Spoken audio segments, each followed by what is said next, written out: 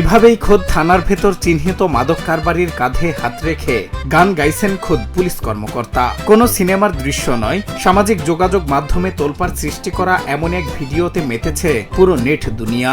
যেখানে অপরাধীকে হাতকড়া পরানোর কথা, সেখানে তাকে পাশে নিয়ে ওসির এই সুরেলা পারফরমেন্স এখন টক অব দ্য টাউন।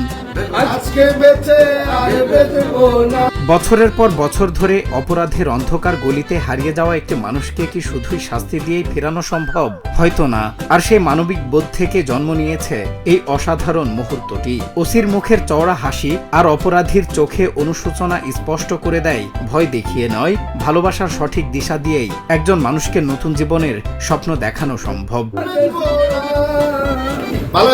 ব্যতিক্রমী ঘটনাটি ঘটেছে গাজীপুরের কাশিমপুর থানায়। আর এই মানবিক উদ্যোগের পেছনের কারিগর হলেন থানার ভারপ্রাপ্ত কর্মকর্তা মোল্লা খালিদ।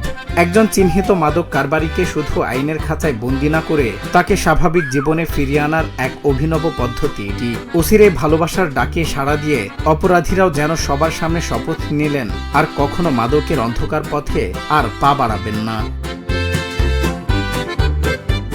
ভিডিওটি ফেসবুকে ছড়িয়ে পড়ার পর থেকে নেটিজেনদের প্রশংসায় ভাসছেন ওসি মোল্লা খালিদ। সাধারণ মানুষ বলছেন, পুলিশের এমন মানবিক রূপ সত্যি বিরল। গতানুগতিক কঠোরতার বাইরে গিয়ে অপরাধীর মন বদলে দেওয়ার এই দারুণ পদ্ধতি মানুষের মন জয় করে নিয়েছে। অনেকে মন্তব্য করছেন, সব পুলিশ যদি এভাবে ভালোবেসে মানুষকে সংশোধনের সুযোগ দিত, তবে সমাজ থেকে অপরাধ এমনিতেই কমে যেত।